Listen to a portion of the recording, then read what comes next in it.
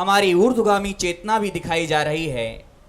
हमारी ऊर्ध्वगामी अधोगामी दोनों प्रकार की अनुभूतियां दिखाई जा रही हैं।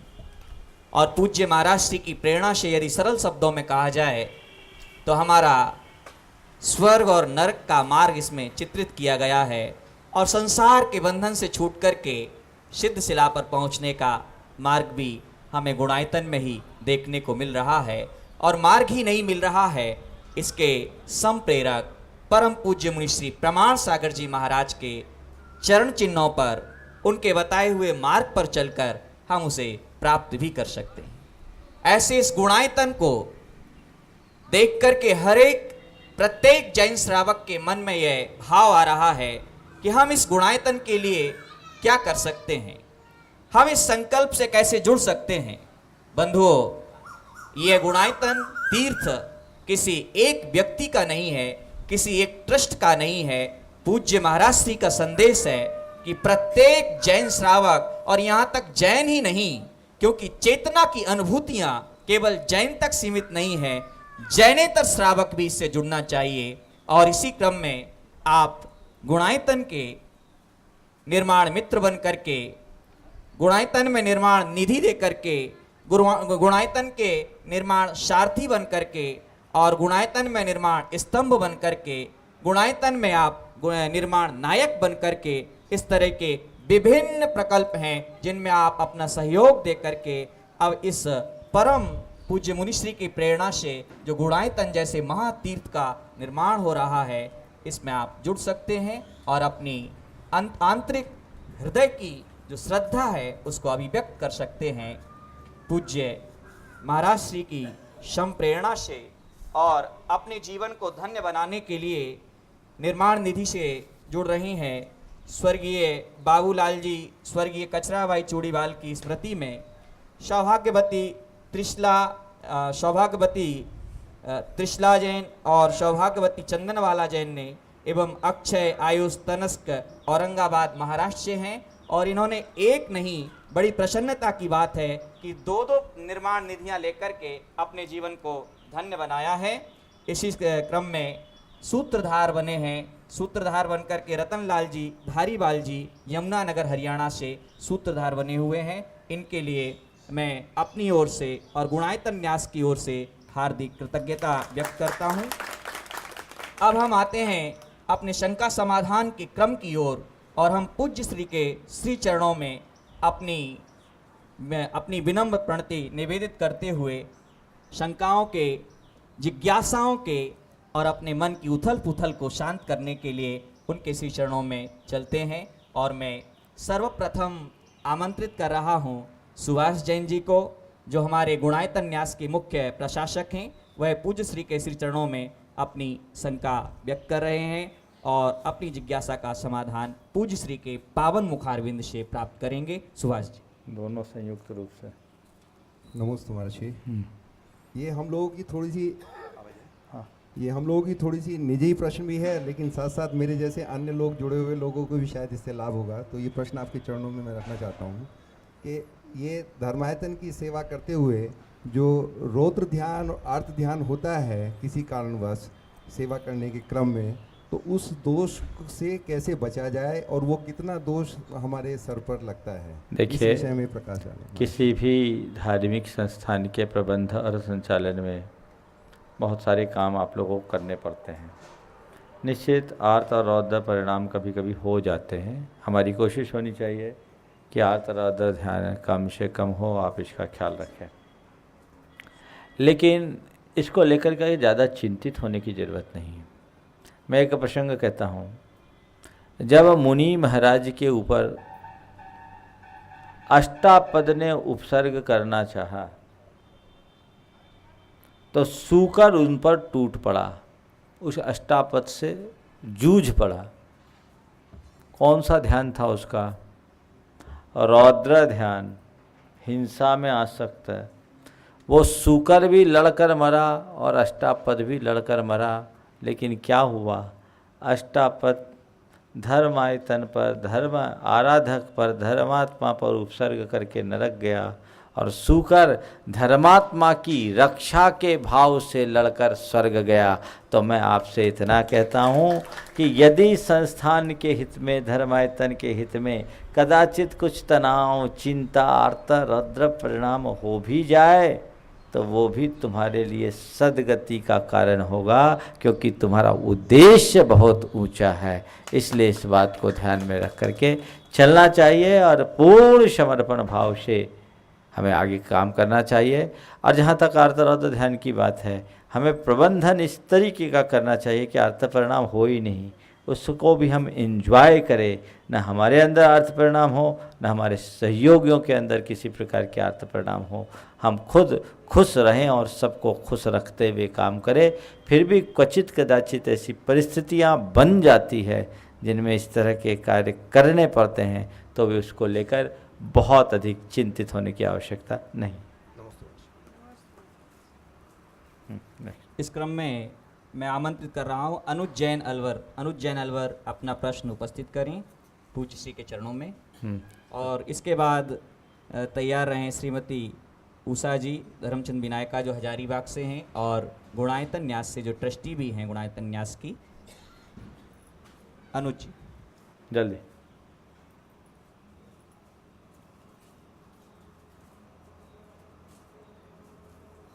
जल्दी जल्दी जल्दी। महाराज जी को नमस्ते। यहाँ खड़े हो। महाराज जी मेरा प्रश्न ये है कि परिवार में यदि पंचक में किसी की मृत्यु हो जाती है तो कहते हैं कि नारियल या 5 पुतले साथ में रख दो तो दोष मिट जाता है, क्या ये मिथ्या नहीं है? जैन धर्म के अनुसार इस तरह का कार्य करना उचित नहीं है। यह वैदिक मान्यता है कि पंचक में मृत्यु हुई तो 5 आप पुतले रखो, अन्यथा 5 जनों की मृत्यु होगी। ये अंधविश्वास है, ऐसा कुछ नहीं है। जो लोग पंचक नहीं मानते वहाँ मृत्यु होती है, उनका क्या होता है? विदेशों में तो पंचक मानते ही नहीं। कई परंपराएं हैं जिनमें पंचक नहीं माना जाता, उनका क्या होता है? एक बार हम लोग एक समाधि कराए, जिस दिन उनकी समाधि हुई उसमें पंचक था। लोगों ने कहा कि 5 की समाधि हो जाएगी। हम बोले और अच्छा हो जाएगा अगर समाधि होती है तो, लेकिन हो नहीं पाई। जैसे कि तैसे ये अंधविश्वास है और इस तरह के अंधविश्वासों में हमें उलझना नहीं चाहिए। अगर पुतले आप रखते हैं तो ये समझिए एक प्रकार की संकल्प हिंसा है। भाव रखो, जब जिस जीव की आयु पूरी होने को होती है उसे कोई बचा नहीं सकता, और आयु जब तक पूरी न हो तब तक कोई मार नहीं सकता। आगे आमंत्रित हैं उषा जी जो हमारे उषा जी धर्मचंद जी विनायका हजारीबाग से हैं और गुणायतन न्यास की ट्रस्टी भी हैं। अपनी शंका। नमस्ते महाराज। धार्मिक प्रयोजनों के लिए मंदिर के पैसे से छूटी जाने वाली बसों में जाने से निर्माल्य का दोष लगेगा या नहीं लगेगा? बहुत अच्छा प्रश्न आपने पूछा है और इस पर बहुत गंभीरता से विचार करना चाहिए। प्रायः समाजों में ऐसी परिपाटी है कि कभी कोई साधु संत आते हैं तो उनके लिए बस आदि छोड़ देते हैं, अन्य किसी धार्मिक प्रयोजन से बस छोड़ देते हैं और उसमें पैसा मंदिर का लगा देते हैं। बस छोड़े, कौन गया उसमें? देव गए, शास्त्र गए, गुरु गए। कौन गए? आप गए। फिर खाना पीना हुआ, कौन खाया? आप खाएं। तो ये तो निर्माल्य है, सरासर निर्माल्य है। मंदिर के पैसे का उपयोग आप अपने निजी हित में करते हैं तो ये घोर पाप का कारण है और ऐसा कार्य नहीं करना चाहिए। महाराज फिर क्या करे, कौन आगे करे? उत्तम तो ये है कि जो लोग समाज के प्रमुख लोग हैं वो आपस में कलेक्शन करके उसका खर्चा कर लें। और यदि ये नहीं होता, चूँकि कई जगह ऐसा होता है कि रोज़ साधु संत भी आते हैं और भी होते हैं, निमित्त बनते रहते हैं, तो कौन आगे करे? इसका सबसे अच्छा व्यवहारिक सॉल्यूशन मेरी दृष्टि में है कि मंदिर में एक गुल्लक आप अलग से रखिए और उसमें लिखिए धर्म प्रभावना मद। वहाँ जो पैसा आपको डालना है धर्म प्रभावना के उद्देश्य से डालो और धर्म प्रभावना के संदर्भ से जुड़े कोई भी कार्य में उसका खर्चा कर दो, कोई बुराई नहीं है। तो आप मंदिर में उसी उद्देश्य से पैसा डालिए तो इस पाप से बच जाएंगे और आपका काम भी हो जाएगा। हाँ। नमस्ते महाराज जी, मेरा प्रश्न है ऐसे क्षेत्रों में समाज कम पनपती है, इसका क्या कारण है? मैं इसका कई बार उत्तर दे चुका हूँ। अच्छे क्षेत्र सिद्ध क्षेत्र में हमारी समाज पहले बसती ही नहीं थी, बसना नहीं चाहती थी, क्योंकि धर्म क्षेत्र में बसने को लोग अच्छा नहीं मानते थे। धर्म क्षेत्र में लोग धर्म करना चाहते थे और जब बस गए तो उनको तो सारा खटकर्म करना पड़ेगा। लेकिन आजकल समय बदला है और आवश्यकता भी प्रतीत होने लगी कि हमारे धार्मिक क्षेत्रों में अगर जैन परिवार बसने लगे, धार्मिक परिवार बसने लगे, तो उसकी सुरक्षा संरक्षा हो जाए। और इसी भाव से प्रेरित होकर लोग बसने लगे हैं और कई जगह व्यापार के साधन भी बढ़ रहे हैं, तो लोगों में उन्नति हो रही। पर मेरा ये कहना है कि धार्मिक क्षेत्रों में जो भी रहे वे अपनी धार्मिक बुद्धि को जीवित रखे। प्राय ऐसा देखने में आता है कि धर्म क्षेत्रों में रहने वाले लोगों का उद्देश्य पूरी तरह व्यवसायिक बन जाता है, वो धार्मिकता को गौण कर देते हैं। नतीजा ऐसा दिखता है कि दुनिया तो पाप झड़ाती है, वो वहाँ पाप बटोर लेते हैं। ऐसा न हो, इसके प्रति सावधान होना चाहिए। आगे हमारे अगले प्रश्नकर्ता हैं श्री अजित जी जैन बकली साहब, जो हमारे गुणायतन न्यास के ट्रस्टी भी हैं। मैं आमंत्रित कर रहा हूँ, शीघ्र आएँ। आगे एक दो नाम और बोल दो आगे के इसके लिए। बाद तैयार रहें श्री अवध नारायण जी। महाराज जी गुरुमुक्त महाराज, मैं ये मेरा क्वेश्चन ये है महाराज, ये तीर्थंकरों की जब दिवाणी खिलती है तो गर्दन लोग जो है उसको उद्देश्य सुनते हैं, तो क्या हम लोग जो दिनवाणी है वो उनको कौन कर सकता है, क्या है? गणधर भगवान की वाणी खेरते हैं, झेलते हैं। आपका कहना है जिनवानी, जिनवानी किनके द्वारा प्रतिपादित है? जिनवानी का मतलब है जिनेंद्र भगवान की वाणी। लेकिन हम कहते हैं तीर्थंकर की धुनि गणधर ने सुनी, अंग रची पुनि ज्ञानमयी, सो जिनवर वाणी त्रिभु शिव सुखदानी, त्रिभुवन मानी मानी पूज्यवरी। ये आप लोग पढ़ते हैं। तो तीर्थंकर की ध्वनि है जो जिनेंद्र भगवान के द्वारा कही गई है और सबको कल्याणकारिणी है। तो भगवान बोलते हैं, वो अर्थ रूप होता है और गणधर उसे सुनकर शब्द रूप में उसे प्रकट करते हैं। तो अर्थ रूप और शब्द रूप क्या होता है, उसे ग्रंथ रूप निबद्ध करते हैं। भगवान की वाणी खिरती है, उस भगवान की पूरी वाणी को गणधर परमेष्टि स्वयं साक्षात सुनते हैं, उसका अनुभव करते हैं और उसे सुनकर के उसी वाणी को कंपाइल करके द्वादशांग के रूप में प्ररूपित कर देते हैं, जो जन सामान्य को काम में आ जाती है। देखिए हमारे गुरुदेव ने एक बहुत अच्छा उदाहरण दिया था भगवान की वाणी में और गणधर में। जैसे कोई झरना हो और झरना में बहरा झरना, आपको प्यास बुझाना हो और आप झरने के पास जाके अंजलि लेके अपनी प्यास बुझा सकते क्या? बहते हुए झरने की धारा अविरल है और वहाँ जाकर आप अपनी प्यास बुझा नहीं सकते। तो क्या करते हैं? कोई बर्तन लेते हैं और उस बर्तन में जल भरते हैं और एक तरफ बैठ करके जी भर के पानी पी लेते हैं। ऐसे ही कहते हैं तीर्थंकर भगवान की वाणी निर्मल निर्झर की तरह है, झरने की तरह है। गणधर द्वादशांग के पात्र में भरकर हम सबको देते हैं, जिसके बल पर हर कोई अपनी प्यास बुझा लेता है। आगे कौन? माइक पास में लो। जब परमात्मा एक हैं तो धर्म क्यों अनेक हैं? अनेक हैं तो सर्वप्रथम किस धर्म की उत्पत्ति हुई? देखिए परमात्मा की जहाँ तक सवाल है, हर आत्मा ही परमात्मा है और धर्म तो सदैव एक ही है। धर्म हमारी आत्मा का स्वरूप है, स्वरूप में कभी भी प्रतिपत्ति नहीं होती। धर्मी अनेक हैं, धर्म को मानने वाले लोग अनेक हैं और सबकी अपनी अपनी अवधारणा है। हम धर्म के मर्म को समझेंगे तो ये भेद अपने आप खत्म हो जाएगा। धर्म क्या है? अपने स्वरूप में निमग्नता। यदि मनुष्य अपने स्वरूप में निमग्न हो जाए तो वह परम धर्म को प्राप्त करके अपने जीवन का बहुत सहजता से कल्याण कर सकता है। आगे हमारे अगले प्रश्नकर्ता हैं श्री ऋषभ जैन मिर्ज़ापुर से, और इसके बाद तैयार रहें श्री कुसुम जैन मझवा, और उसके बाद श्री आनंद जैन बनारस। रुको रुको रुको रुको रुको रुको देखिए अभी जो प्रश्न का उत्तर मैंने दिया, आपका अभी प्रश्न लगभग उससे मिलता जुलता है। धर्म सदा एक रहा है, धर्मी सदा एक नहीं रहे। भगवान ऋषभ देव ने जो मार्ग बताया, उनके जीवन काल में ही उनके रिश्ते में पौत्र कहलाने वाले मारीची ने 363 मतों की उत्पत्ति कर दी थी। जितने भी मत हैं वे मनुष्य के अहंकार से सजित हैं और धर्म साधक की अनुभूति का फल है।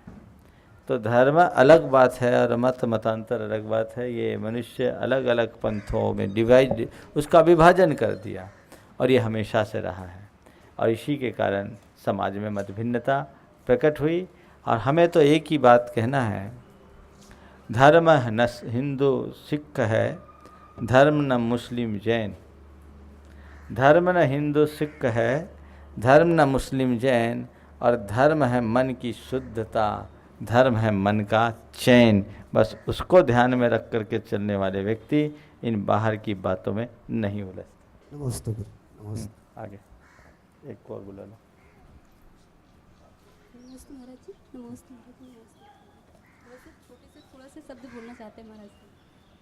आगे है प्रश्न बोलो, शब्द नहीं। हाँ जी। हाँ, प्रश्न बोलो सीधे। जी महाराज जी, क्या हम जैन पाठशाला में जैन बच्चों के अतिरिक्त और बच्चों को नहीं पढ़ा सकते? जरूर पढ़ा सकते हैं और पढ़ाना चाहिए, यदि वो पढ़ना चाहे और उनके माँ बाप को उसमें आपत्ति ना हो तो। नमस्ते महाराज। आनंद जैन बनारस से अगले प्रश्न करता है और उसके बाद तैयार रहें श्री सुमन जैन मिर्ज़ापुर से। दो नाम। कौन कौन गुण स्थान में हुए बिना मोक्ष जा सकता है? कौन कौन गुण स्थान में जाए बिना मोक्ष जा सकता है? दूसरे के बिना, तीसरे के बिना, चौथे के बिना, पाँचवें के बिना, 11वें के बिना मोक्ष जा सकते हो, लेकिन 1, 6, 7, 8, 9, 10, 12, 13, 14 के बिना मोक्ष नहीं जा सकते। 2, 3, 4, 5 इनको छोड़कर 2, 3, 4, 5, 11 इनको छोड़कर सबसे मोक्ष जा सकते हैं। आइए। नमस्ते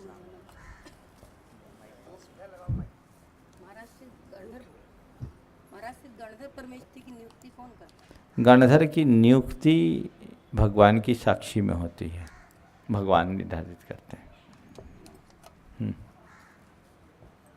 अगला प्रश्न है शैल देवी मझवा से और इसके बाद अगले प्रश्न करता रहेंगे कन्हैया लाल जी सेठी औरंगाबाद से हैं। क्या नाम बोलो? और उसके बाद रविन जैन मझवा से हैं।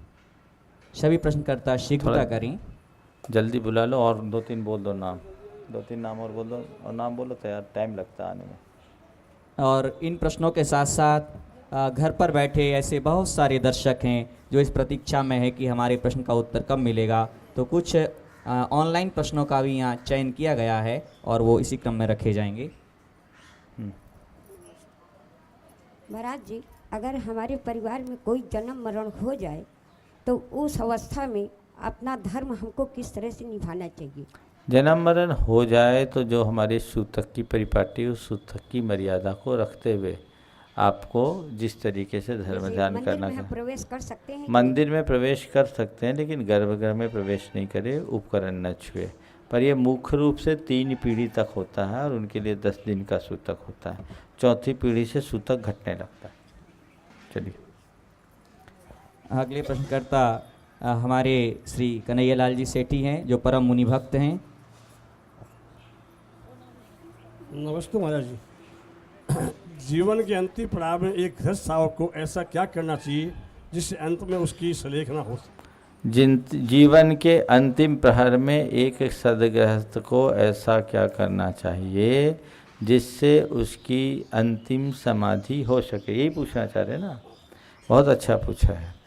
देखिए, अगर आप अपनी समाधि चाहते हैं तो सबसे पहला काम तो ये है कि अपने दायित्व को पूर्ण करने के बाद अपनी संतान को स्वत्व और संपत्ति जो सौंपना अपने हाथ से सौंपे। पहला काम, इसको लेकर के संतान में आपस में वैमनस्य बहुत होता है, तो अपनी जिस संतान को जो देना वो करे, वो निर्भर हो जाए।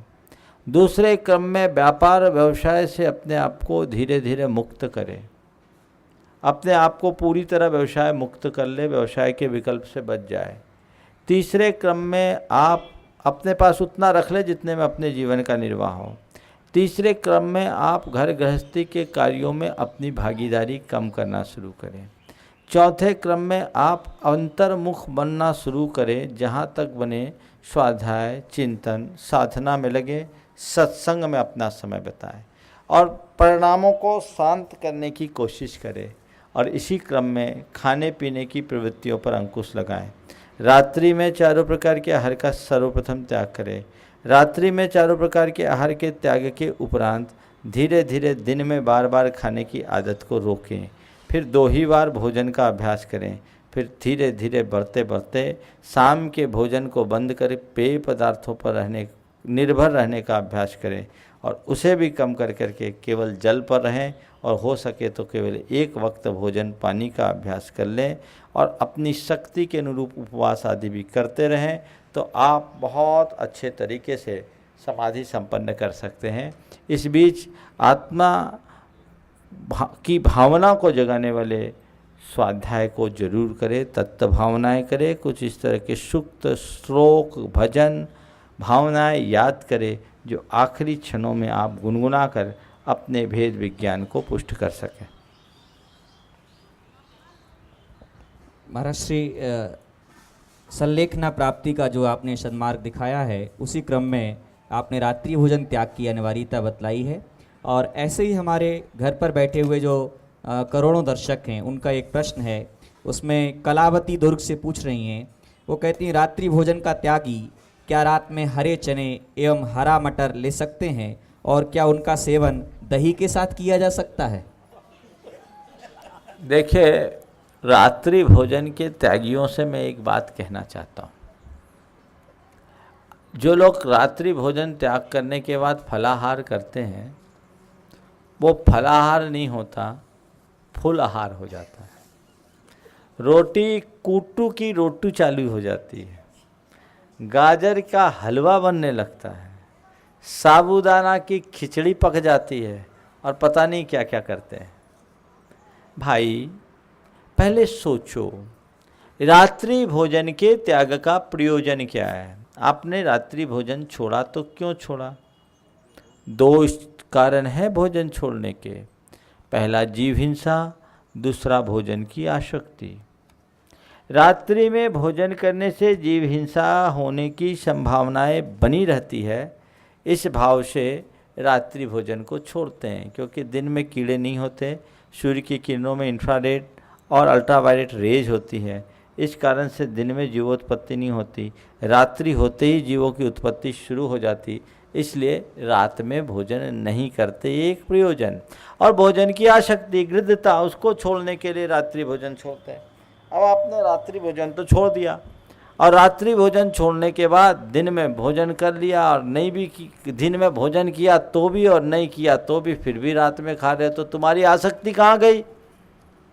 और रात में कुछ खा रहे हो तो एक बार एक बच्चे ने पूछा, महाराज जी मेरे पापा दिन में रात में रोटी खाते हैं, रात में रोटी नहीं खाते, कलाकंद खाते हैं। महाराज जी, क्या रोटी खाने में पाप है, कलाकंद खाने में पाप नहीं है? पाप तो कुछ भी खाओगे तो लगेगा। जिस जीव हिंसा से बचने की भावना से रात्रि भोजन छोड़ा जाता है, आप रात में कुछ भी खाओगे, कुछ भी पियोगे, उसके भागीदार होगे। जिस आसक्ति के निवारणार्थ रात्रि भोजन छोड़ने की बात की जाती है, आप रात्रि में कुछ भी खाओ, कुछ भी पियो, वो आसक्ति बनी रहेगी। तो महाराज ये फलाहार की छूट सब देते हैं, तो फलाहार है क्या, इसको समझो। यदि किसी दिन में भोजन नहीं कर सके और आकुलता हो रही, सुबह से शाम हो गई, अपनी व्यस्ततावश नहीं खा पाए, तो ऐसा करो भाई, 2 केले खा लो, 1 गिलास दूध पी लो, रात निकाल लो। ये है पेट को आधार देने का फलाहार। मैं तो रात्रि भोजन के त्यागियों से कहता हूँ, अगर रात्रि भोजन त्याग का लाभ लेना चाहते हो तो कम से कम इतना कर लो कि रात में प्रोसेस की भी चीज़ नहीं खाऊंगा। रात में आप कढ़ाई चढ़ा रहे हैं, चूल्हा जला रहे हैं, उसमें जीव हिंसा होगी कि नहीं होगी? कोई भी प्रोसेस की हुई वस्तु नहीं लूँगा। ड्राई फ्रूट ले लो, थोड़े बहुत फल ले लो, दूध ले लो, या और एक आध कोई पेय वस्तु ले लो जिससे पेट को आधार मिले और काम चला लो। क्या बिगड़ेगा एक टाइम का भोजन नहीं खाने से? एक टाइम का भोजन छूटने से प्राण थोड़ी निकल जाएंगे। कुछ हो तो हम लोग याद कर लेना, हम लोग सारी ज़िंदगी एक वक्त भोजन खा करके निकाल सकते हैं, तो क्या आप एक दिन का एक टाइम का भोजन करके नहीं चला सकते? ज़रूर चल सकता है। आवश्यकता केवल अपनी आसक्ति को मंद करने की है। अगले प्रश्नकर्ता इस क्रम में है, रविंद्र जैन मजमा से। गुणस्थान का शाब्दिक अर्थ क्या है? आपने पूछा है गुणस्थान का शाब्दिक अर्थ है क्या है। गुणस्थान का मतलब है गुणों का स्थान। हर जीव के भीतर उसके भावों में उतार चढ़ाव होते रहते हैं, और ये उतार चढ़ाव क्यों होते हैं? हमारे मन वचन काया की प्रवृत्तियों के कारण, हमारे अंदर के कषायों के कारण। तो इस मन वचन काय की प्रवृत्ति और हमारे भीतर के कषायों के निमित्त से जो हमारे अंदर उतार चढ़ाव होते हैं, इसको मापने के पैमाने का नाम गुणस्थान। अजीत महाराज श्री हाँ अजीत जी एक प्रश्न करना चाहते हैं। और महाराज जी, अभी आपने बताया रात्रि भोजन त्याग करने के लिए। बहुत से डॉक्टर लोग बोलते हैं कि रात्रि भोजन त्याग न करें क्योंकि आपको डायबिटीज या शुगर की बीमारी बढ़ जाती है। माइक खोल के बोलो। चलो, मैं आपने पूछा है कि महाराज जी आपने रात्रि भोजन त्याग करने के लिए बोला, और बहुत सारे डॉक्टर कहते हैं कि भैया आप रात्रि भोजन त्याग मत करो क्योंकि डायबिटिक हो। देखो, डॉक्टर के हिसाब से चलोगे तो ज़िंदगी भर डॉक्टर के चक्कर काटने पड़ेंगे, और गुरुओं के हिसाब से चलोगे तो डॉक्टर के चक्कर काटने ही नहीं पड़ेंगे। अगर तुमने शुरू से अपने जीवन का कार्यक्रम हम लोगों के हिसाब से चलाया होता तो डायबिटीज होती ही नहीं। समझ गए? नियमित आहार विहार की चर्या होनी चाहिए। आज किसी मेडिकल साइंस से जुड़े व्यक्ति को पूछो कि एक वक्त खाना पीना ठीक है, बोलेगा वो अपने शरीर के साथ अन्याय कर रहे हैं। पर बताओ, तुम दिन भर खा करके उतने फिट नहीं जितने हम एक बार खा करके फिट हैं, है ना? एक बार पी करके फिट हैं, तो ऐसा नहीं है। डॉक्टर अपने डॉक्टरी के हिसाब से कहते हैं, मनोबल जगा करके प्रयोग करके काम करा जा सकता है अपने स्वास्थ्य की अनुकूलता को देखते हुए। अगले प्रश्न एक मिनट। सभी प्रश्नकर्ता क्रमबद्ध कतार में हैं। मैं आमंत्रित कर रहा हूं श्रीमती राजुल बगड़ा जी, बनारस से आई हैं।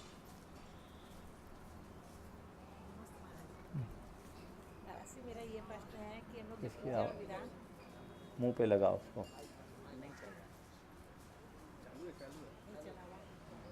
चलो आप बोलो। हाँ महाराज जी, मेरा ये प्रश्न है कि हम लोग पूजा और विधान करते हैं तो स्थापना करते हैं भगवान की, तो उसमें वो स्थापना गिर जाती है किसी से या अपने से ही, तो उसका विकल्प हो जाता है, क्या सही? आपने पूछा है कि पूजा विधान करते समय स्थापना करने पर यदि स्थापना गिर जाए तो मन में विकल्प होता है, क्या करना चाहिए? स्थापना इस तरीके से करना चाहिए कि वो स्थापित रहे। जिसकी स्थापना ही स्थिर नहीं, उसकी पूजा क्या स्थिर होगी? कहीं इसमें सावधानी रखनी चाहिए। वो आपकी अस्थिरता का द्योतक है, स्थिरता होनी चाहिए। और अगर स्थापना गिर जाए बाई चांस, तो एक कायोत्सर्ग उसका प्रायश्चित करना चाहिए। आगे महाराज श्री, हमारे एक प्रश्नकर्ता जो ऑनलाइन प्रश्न किया है, मैं चाह रहा हूं उनका प्रश्न ले लिया जाए। उन्होंने लिखा है कि मंदिर निर्माण में खुदाई के वक्त मैंने मिट्टी में अपने घर ले आया था, तो क्या इससे मुझे कोई दोष लगेगा? देखिए, मंदिर की मिट्टी घर में लाए, फ्री में लाए कि पैसा दे के लाए?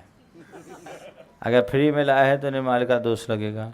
अब मंदिर की खुदाई से मिट्टी आप घर में लेकर आए हैं, और जितनी मिट्टी लाए हैं उससे कई गुना मंदिर में लगाए हैं, तो मिट्टी तुम्हारे लिए सोना बन जाएगी और तुम्हारे जीवन का कल्याण कर देगी।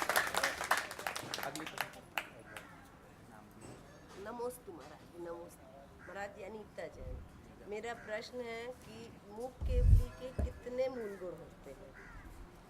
मुख केवली के कोई मूल गुण, केवलियों के तो जितने होते सबके अनंत चतुष्टय होते हैं, और अनंत चतुष्टय ही मुख्य मूल गुण है। अरहंत परमेष्टि के 46 मूल गुण जो कहा जाता है वो बालबोध के लिए कहा जाता है।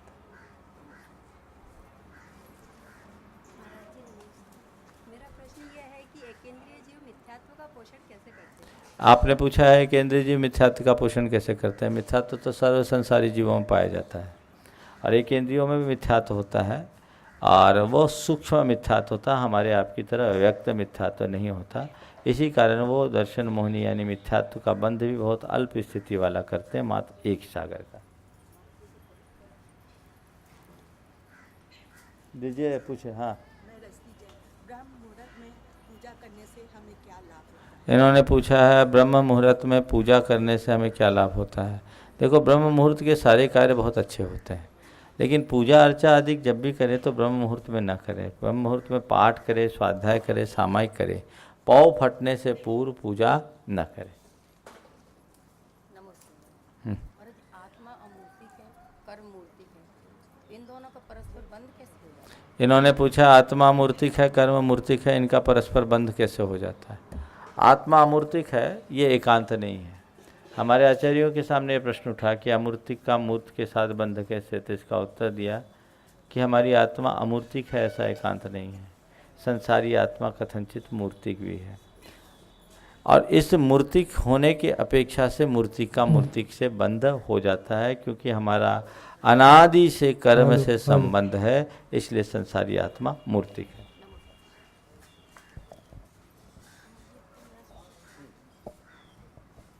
महाराज जी, हम ये पूछना चाहते हैं कि अगर कोई स्त्री गर्भ से है तो मंदिर में जाकर पूजा पाठ कर सकती है या नहीं? हाँ, कोई भी स्त्री गर्भवती है 5वें महीने तक तो वो आहार भी दे सकती है, उसके बाद पूजा पाठ कर सकती है, आहार नहीं दे सकती। महाराष्ट्र, इसी से संबंधित एक प्रश्न है कि कुछ लोगों की मान्यता यह है कि गर्भवती स्त्रियों को धुली हुई सामग्री नहीं चढ़ानी चाहिए, इस संबंध में प्रकाश डालने की। इसके संदर्भ में आगम में कुछ भी उल्लेख नहीं मिलता। हमारे एक ऑनलाइन प्रश्नकर्ता ने महाराष्ट्र प्रश्न किया है कि विदेश क्षेत्र में जन्म लेने के लिए हमें क्या करना चाहिए। ये अनुदिश जैन ने गाजियाबाद से प्रश्न किया है। उनसे पूछो कि भैया विदेश जाके क्या करोगे? विदेह बनने का प्रयास करो। विदेह जाने से क्या होगा? जितने विदेह में है सब सम्यक दृष्टि थोड़ी है, सभी धर्मी थोड़ी है। सम्यक दृष्टियों की संख्या तो कुल 700 करोड़ है। मिथ्या दृष्टि भरे पड़े, विदेह में भी मिथ्या दृष्टि भरे पड़े। वो विदेह का जन्म व्यर्थ जिसमें धर्म की श्रद्धा नहीं, और उस भरत का पंचम काल में जन्म अच्छा जिसमें सम्यक दर्शन हो जाए, रत्नत्रय हो जाए। इसलिए विदेह जाने की बात मत सोचें, विदेह बनने की बात सोचें। विदेह बनेंगे तो हमारे जीवन का कल्याण होगा, और विदेह बनने का मार्ग आज भी खुला हुआ है। विदेह बनने के लिए क्या करें? मोक्ष मार्ग पर आगे चले, रत्नत्रय को धारण करे, भेद विज्ञान के साथ यदि मोक्ष मार्ग को अंगीकार कर लिया तो विदेह बहुत छोटी सी बात है। विदेह जाने की बात बहुत छोटी सी है, विदेह बनना अत्यंत सहज हो जाएगा। आगे देव पूजा और गुरु उपासना करने कौन से कर्म का बंध होता है? देव पूजा और गुरु उपासना करने से क्या बंध होता है? देव पूजा और गुरु उपासना से 7 से पुण्य का बंध होता है, पाप की निर्जरा भी होती है। आचार्य समंतभद्र महाराज ने उच्चैर गोत्रम प्रणतेर भोगो दानाद उपासनात् पूजा भक्त है सुंदर रूपम स्तवनात् कीर्ति तपोनिधिषु, तपस्वियों की सेवा करने का फल बताते हुए कहा कि उनको प्रणाम करने से उच्च गोत्र, उच्चैर गोत्रम प्रणतेर भोगो दाना, दान देने से भोग, भक्ते सुंदर रूपम, भक्ति करने से सुंदर रूप, और स्तवन करने से कीर्ति की प्राप्ति होती है। यह आचार्य समंतभद्र महाराज की उक्ति है। सामान्य रूप से कहें तो 7 से पुण्य का बंध होता है। कुपात्र को दान देने से हमें कौन सा कर्म का बंध होता है? कुपात्र को दान देने से कुभोग भूमि की प्राप्ति होती है। मैं सरिता जैन मिर्जापुर से। नमोस्तु महाराज जी। क्या अरिहंत परमेष्ठी शयन करते हैं? अरहंत परमेष्ठी निद्रातीत होते हैं, वो निद्रा कर्म का ही क्षय कर देते हैं। निद्रा दर्शनावरण कर्म का एक भेद है, और दर्शनावरण कर्म के क्षय होने के बाद केवल ज्ञान होता है। तो इसलिए अरहंत परमेष्ठी के निद्रा का कोई सवाल ही नहीं होता। परमात्मा के 18 दोषों में एक निद्रा भी दोष है, वो 18 दोषों से रहित होते हैं, तो निद्रा उनको नहीं होती। वो सामान्य मनुष्यों से ऊपर उठे होते हैं। आगे नमोस्तु महाराज श्री, मैं माला काला गया से। महाराज श्री, जब सूतक पातक हो तो उस समय हम दुकान में जैसे पूजा वूजा करनी हो तो वो हम कर सकते हैं या नहीं? सूतक पातक में पूजा कहाँ से करोगे? मतलब किसी के द्वारा करवा सकते हैं या नहीं? जैसे बही खाता वही मतलब बदलना, वो लौकिक पूजा है, कोई दूसरा कर ले तो कोई दोष नहीं, उसमें द्रव्य भी उसकी लगे, आपकी नहीं। नमस्ते महाराज। सम्यक मतलब क्या होता है? सम्यक का मतलब होता है सही, यथार्थ, समीचीन, और सम्यक दर्शन का मतलब होता है आत्मा का श्रद्धान। आत्मा के जिसको ज्ञान हो जाता है उसको सम्यक दर्शन होता है। देव शास्त्र गुरु के प्रति श्रद्धान रखने वाले सम्यक दृष्टि होते हैं।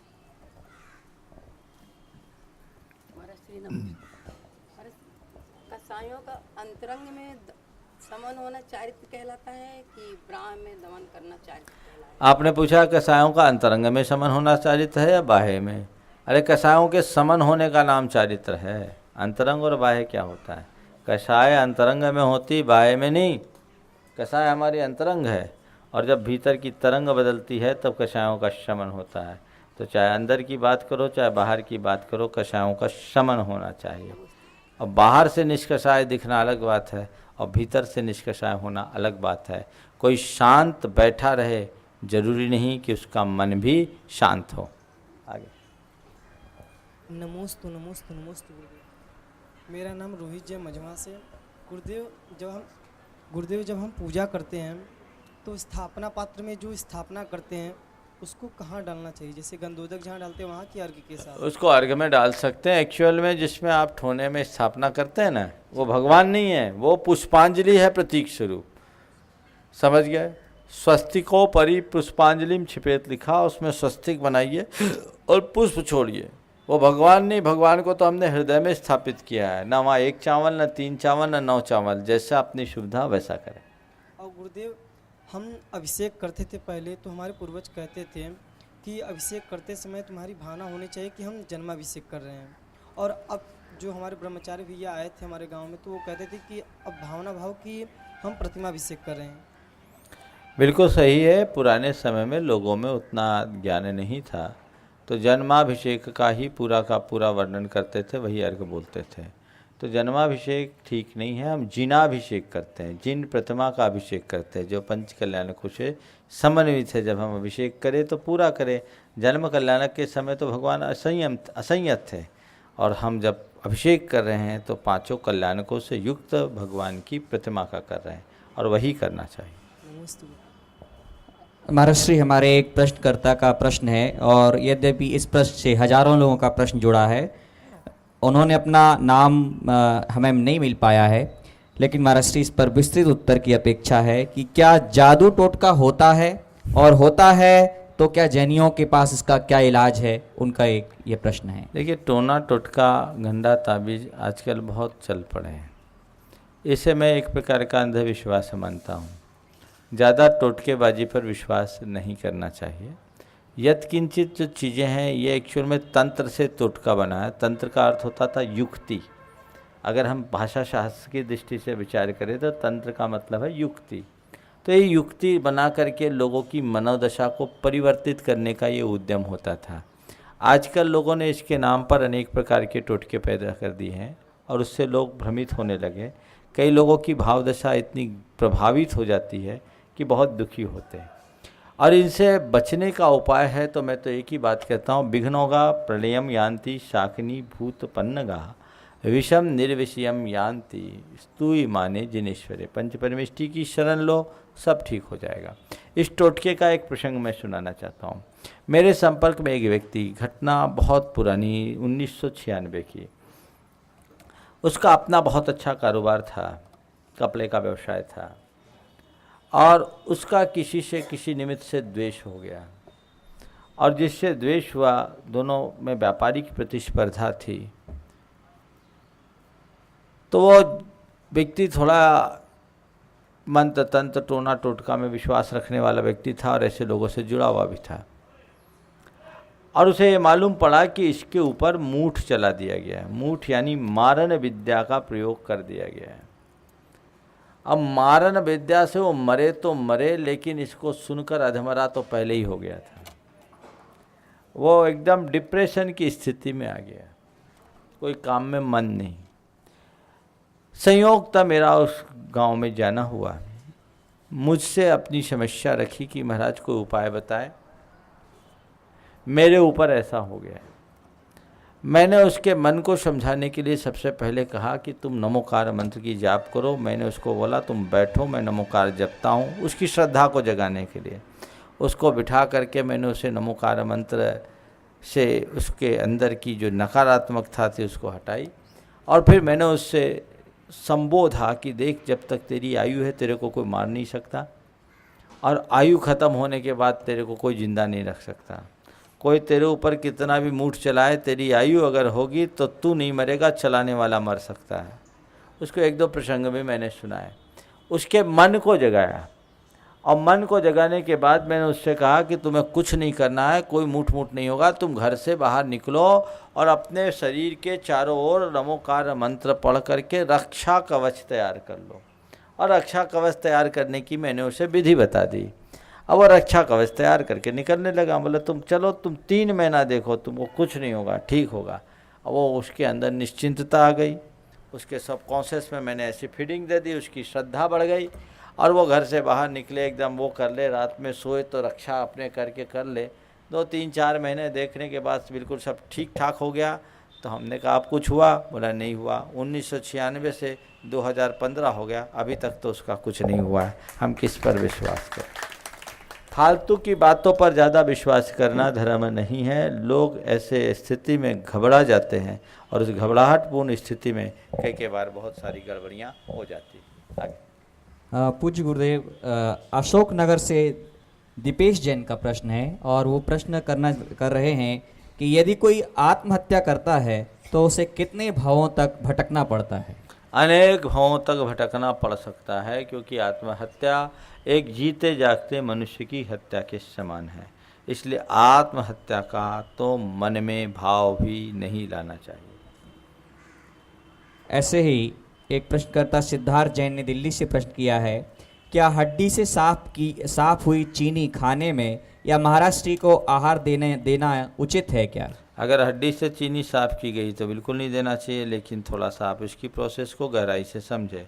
जहाँ तक मैं जानता हूँ ये पुरानी प्रोसेस रही है, वर्तमान में सारा ऑटोमाइजेशन हो गया है और उसमें इस तरह की क्रियाएं होती है, ऐसी बात नहीं है। इसलिए इस पर तथ्यात्मक तरीके से छानबीन करके ही निर्णय लेना चाहिए। महाराष्ट्री एक प्रश्न है और इसका उत्तर आप पहले भी दे चुके, लेकिन हर प्रश्नकर्ता इसका उत्तर बार बार जानना चाहता है कि धर्म क्या है। और यह प्रश्न है पलाश जैन ने दमोह से किया है। धर्म क्या है? आचार्य गुणभद्र महाराज से किसी ने पूछा कि महाराज धर्म क्या है? तो उनने क्या सधर्म हो यत्र ना धर्म, जहाँ अधर्म नहीं वही धर्म है। जहाँ अधर्म नहीं है वही धर्म है। अब अधर्म क्या है? हिंसा अधर्म है, पाप अधर्म है, कषाय अधर्म है ना? तो हिंसा, पाप, कषाय, व्यसन, बुराई ये सब अधर्म है। इनको छोड़ देना ही धर्म है। मन की अशांति अधर्म है, चित्त की शांति धर्म है। मन का विकार अधर्म है और हृदय की विशुद्धि धर्म है। बस उसे समझो, वही धर्म है। धर्म को जितने तरीके से व्याख्यायित किया जा सकता है। आप धर्म करें या न करें, मैं केवल इतना ही कहता हूँ, अधर्म न करें, धर्म ऑटोमेटिक हो जाएगा। श्रीमती सुषमा जैन गदियाना ललितपुर से प्रश्न है महाराष्ट्री कि विदेश क्षेत्र में जो तीर्थंकर होते हैं उनके नाम के साथ साथ क्या उनके चिन्ह भी निश्चित होते हैं? विदेश क्षेत्र के तीर्थंकरों के चिन्हों का कोई हमें अभी तक शास्त्रीय प्रमाण देखने को नहीं मिला। कुछ लोग कहते हैं कहीं कुछ प्राचीन उल्लेख मिले हैं, पर मैंने अभी तक देखा नहीं।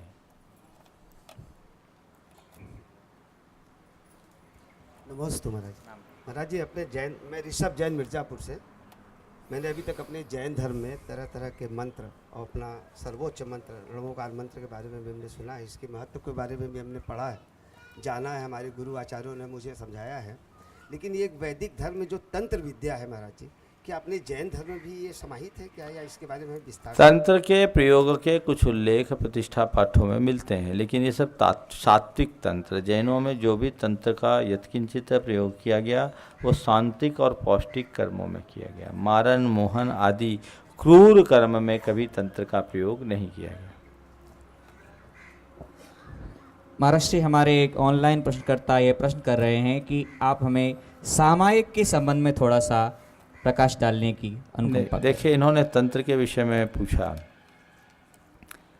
तंत्र के संदर्भ में 2 उदाहरण मैं देना चाहता हूँ। जैन परंपरा में तंत्र के बहुत ज्ञाता थे, प्रयोग करते थे, लेकिन अच्छे कार्य के लिए किया करते थे, बुरे कार्यों के लिए कभी नहीं किया करते थे।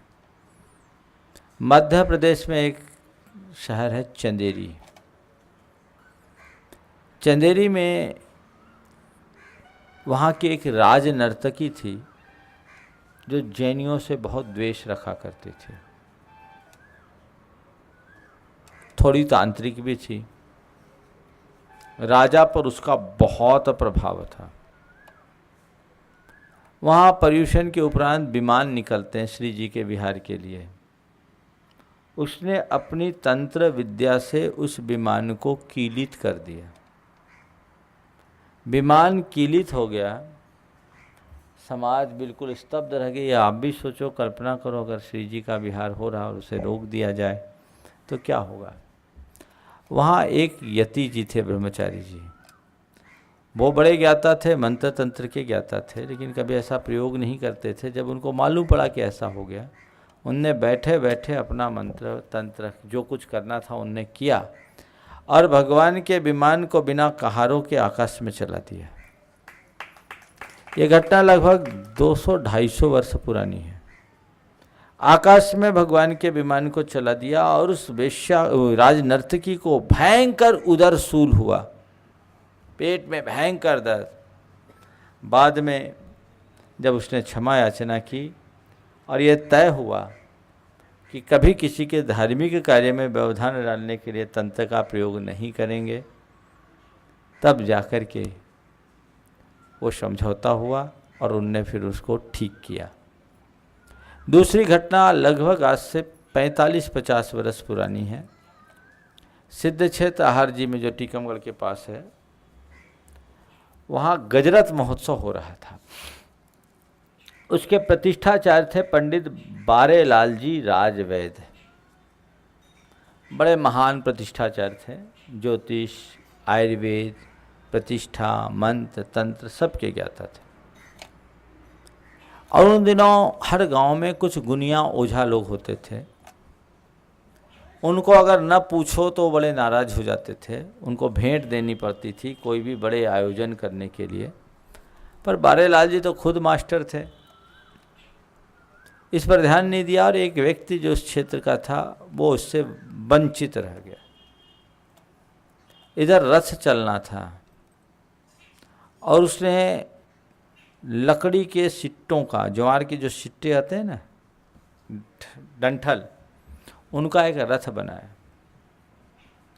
और दूर बैठकर उसकी योजना थी कि रथ को हम यहाँ तोड़ेंगे, इनका रथ टूट जाएगा। तांत्रिक प्रयोग। रथ तोड़ने की योजना बना करके उसने ऐसा बैठा। इधर जब पंडित जी ने दिग्बंधन किया, रथ प्रारंभ करने के पहले दिग्बंधन किया, मैं अपने मंत्रों का, महामंत्र के प्रयोग की बात कर रहा हूँ। जब उन्होंने दिग्बंधन की 10 दिशाओं के बंधन में सरसों फेंका तो सरसों का 5 दाना उस व्यक्ति के माथे में चिपक गया, जो लगभग 200-300 मीटर दूर जंगल में पेड़ों की ओट में बैठा था। और सरसों का दाना कोई फेंके तो कितना छिटाएगा, 10-5-50 फुट, लेकिन वो उतने दूर तक 5 दाना गया, उसके माथे में चिपका, भयंकर सिरप पीड़ा हुई और सीधे आकर के पंडित जी के चरणों में न्योछावर हुआ, क्षमा याचना की, तब ठीक हुआ। तो मैं कहता हूँ बहुत ज़्यादा तंत्रों पर विश्वास मत करना, और अगर तंत्र कोई करे भी तो तुम्हारे पास एक ऐसा मंत्र है जिसके आगे दुनिया का सारा तंत्र स्वतः फैल हो सकता है। नमोकार मंत्र का प्रयोग करो, सारे तंत्र विद्या खत्म हो जाएंगे। एक प्रसंग और याद आ गया, शायद मैंने पहले भी सुनाया।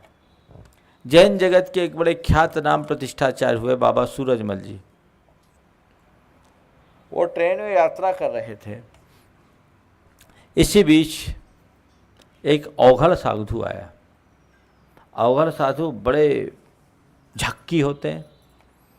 उसने आते ही क्या किया, पूरा कंपार्टमेंट खाली करा लिया, सब पर अपना रुतबा दिखाकर। बाबा जी से भी बोला, बच्चा उठ, नहीं तो तुझे कच्चा खा जाऊंगा। पर बाबा जी काहे घबराए, बोले मेरी टिकट है, मेरा रिजर्वेशन है, मैं अपनी सीट पर बैठा, मैं क्यों उठूंगा। वहाँ से हिले भी नहीं। तो उसने इसको अपना अपमान माना और फिर एक बार धमकाया। जब नहीं माने तो उसने उनके ऊपर अपना तंत्र प्रयोग शुरू किया, मारण मंत्रों का प्रयोग शुरू किया। इनने उसकी भाव भंगिमा को भापा और चुपचाप नमोकार मंत्र जपना शुरू कर दिया। ये नमोकार जपे और वो अपना काम करे। 2-3 घंटे बीत गए, वो पसीना पसीना हो गया, लेकिन बाबा जी पर कोई असर ही नहीं पड़ा। जब काफ़ी देर बीत गए, वो थक गया, बोला अभी मैं आता हूँ। वो टॉयलेट में गया। टॉयलेट में गया तो आया ही नहीं। घंटों बीत गए, लौट के नहीं आया। सब लोग पहले ही से परेशान थे, सब ने जाग कर देखा तो पता लगा वो टॉयलेट में ही ढेर हो गया। क्या हुआ? उसने मारन मंत्र तंत्र का प्रयोग किया और नमोकार मंत्र के प्रभाव से वो रिवर्स हो गया, उसी पर अटैक हो गया। ये कहानी। तो नमोकार मंत्र को स्मरण में लाओ, किसी तंत्र और मंत्र का कोई दुष्प्रभाव नहीं पड़ेगा। आगे।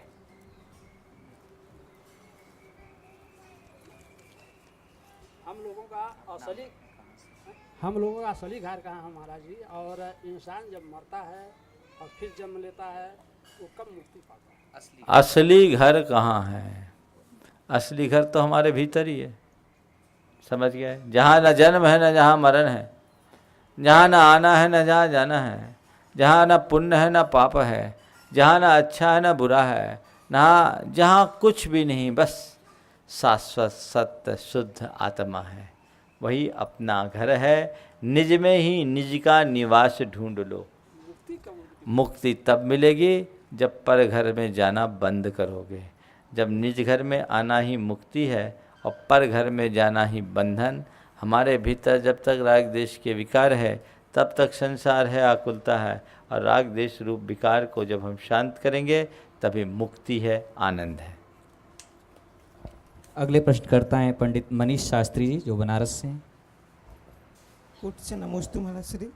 महाराज श्री, मेरी एक वेदना है कि जिस स्थान पर रहते हैं यदि उस स्थान पर अधिक चींटियां हों तो उस स्थान पर रहना चाहिए कि नहीं रहना चाहिए? चींटियां हों तो क्यों रहना चाहिए? महाराज श्री, ऐसा है कि उस स्थान पे अपन काम ही कर रहे हैं, यदि घर है उस स्थान पे इसलिए। भाई, चींटियों ने आपके घर में घर बनाया कि आपने चींटियों के घर में घर बनाया? पहले फैसला कर लो। ऐसा इंतजाम करो कि चींटियों की विराधना ना हो और सावधानी से रह सको। ये बड़ी समस्या है, पुराने मकानों में ऐसा होता है, वो बिल बना लेती, घर बना लेती है। घर बनाते समय इस बात का ध्यान रखना चाहिए कि कीड़े मकोड़े ज़्यादा आए ही नहीं, उनका प्रवेश ना हो, ऐसा प्रयास करना चाहिए। अब मैं कुछ बोलूँगा तो तुम सब छेदे बंद कर दोगे, पाप मेरे को लगेगा, इसलिए मुझसे मत बुलवाओ। हाँ चलो। कुछ मान्यताएं ऐसी हैं चींटियों के बारे में। कुछ लोग कहते हैं कि जहाँ पर लाल चींटियाँ हों वहाँ पर धन होता है, और जहाँ पर काली चींटियाँ हों वहाँ पर रोग होता है। तो एक क्या जैन धर्म में भी ऐसी मान्यता है? जिनके घर लाल चींटियाँ रही, जगह खोद करके देख लो क्या होता है, एक सर्वे कर लो तो पता लगा। अगर लाल चींटियों से धन होने लगे तो लोग लाल चींटियाँ पालना शुरू कर देंगे, उसमें क्या है। लेकिन ये सब बातें मेरी समझ से बाहर है।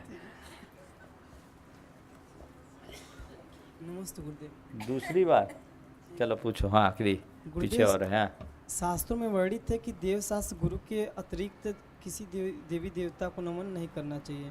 हाँ। तो हमारे मंदिर जी में विराजमान क्षेत्रपाल देव और पद्मावती धरण देव को नमस्कार करना चाहिए या नहीं? अरे भाई, जब शास्त्रों में ऐसा वर्णन है कि सच्चे देव शास्त्र गुरु ही आराध्य है तो बाकी सब आराध्य कहाँ है? वो तो तुम्हारे तरह असंयमी है, असंजदम न बंदे। वो तुम्हारे साधर्मी की हैसियत के हो सकते हैं, उनसे जय जिनेंद्र के आगे और कुछ नहीं करना चाहिए। वो अभिवादन के पात्र हैं, पूजन के पात्र नहीं। गुरुदेव, मंदिर जी में उनका स्थान क्या होता है? उनका स्थान देखिए, कायदे से देखा जाए तो भगवान के बराबर वो कहीं नहीं। वो भगवान के भक्त हैं कि भगवान, ये बताओ। अब भक्त हैं तो मंदिर में जितने तुम्हारे भक्त मिलते हैं उन सबको तुम लोग पूजते हो क्या? जैसे तुम दो साधर्मी हैं वैसे वो एक साधर्मी है। कौन सा गुणस्थान होगा उसका ज़्यादा से ज़्यादा? चौथा गुणस्थान। और यहाँ तो व्रती भी हो जाते हैं। तुम व्रती को तो अर्घ नहीं चढ़ाते और उनको अर्घ चढ़ाओ, क्या मतलब है? ये आगम के अनुकूल नहीं है। फिर भी कुछ परंपराएं हैं, लोगों की अपनी मान्यता है, जिनकी जैसी मान्यता वो जाने। लेकिन आगम तो यही कहता, असंजदम न बंदे, असंयत की वंदना न करो। अगली प्रश्नकर्त्री हैं श्रीमती लता जैन, गया से। नमोस्तु महाराज श्री। महाराज श्री, आत्मा को स्वच्छ और सुंदर कैसे बना के रख सके कि आगे वैराग्य की राह पर चल सकूं? आत्मा को स्वच्छ और सुंदर बनाने का सबसे अच्छा उपाय है कि अस्वच्छ और असुंदर काम करना बंद कर दो। अस्वच्छ और असुंदर काम जब तक हम करते रहेंगे आत्मा स्वच्छ और सुंदर नहीं होगी। स्वभावतः आत्मा स्वच्छ है और सुंदर है, लेकिन हमने इतना अस्वच्छ और असुंदर काम करना शुरू कर दिया कि अंदर की स्वच्छता खत्म हो गई, सुंदरता नष्ट हो गई। साफ सुथरे घर में भी यदि चारों तरफ से धूल कूड़ा करकट घुसने लगे तो घर कितना भी साफ हो गंदा ही बना रहेगा। तो उस घर को साफ करो फिर गंदा होगा, तो उपाय क्या करना चाहिए? कूड़ा करकट प्रवेश न करे, इसलिए उस घर को डस्ट प्रूफ बनाओ। डस्ट प्रूफ बन गया तो पुरानी डस्ट साफ हो जाएगी, घर अपने आप में साफ हो जाएगा, कूड़ा करकट का कोई सवाल ही नहीं होगा। अपनी प्रवृत्तियों को संयत करो, अपने भाव और बर्ताव में पवित्रता लाओ। ऐसा कोई कार्य नहीं करो जिससे कषायों का पोषण होता हो। कषाय हमारी आत्मा में कलुषता भरते हैं। ऐसी कोई प्रवृत्ति नहीं करो जिसमें पाप होता हो, पाप हमारी आत्मा का पतन कराते हैं। तो कषाय और पाप से जो बचता है वही अपने जीवन का सच्चे अर्थों में उत्कर्ष कर सकता है। आज के आगे की सूचनाओं के लिए आगे की सूचनाएं दे दें। अब हम सभी, जो आप सभी के मन में प्रश्न है उसका समाधान यह है कि पूज्य महाराज श्री अभी कहाँ विराजमान है। पूज्य महाराज श्री का वाराणसी से इलाहाबाद की ओर विहार हो रहा है। आज वाराणसी से 15 किलोमीटर दूर प्राकृतिक 18 किलोमीटर दूर प्राकृतिक परिवेश में आज मुनिश्री विराजमान है। कल यहाँ से पूज्य मुनिश्री मझवा की ओर मझवा में प्रवेश होगा और परसों प्रातःकाल पूज्य महाराज श्री का मिर्ज़ापुर, जो लगभग यहाँ से 22-23 किलोमीटर दूर है, 35 किलोमीटर है, वहाँ पर पूज्य मुनिश्री का शुभागमन। हाँ, मिर्ज़ापुर उत्तर प्रदेश में। हाँ, तो ये उसके बाद का पता नहीं है, अभी मिर्ज़ापुर है, इलाहाबाद नहीं है अभी। हाँ चलो ठीक है। इस प्रकार आज के शंका समाधान के इस कार्यक्रम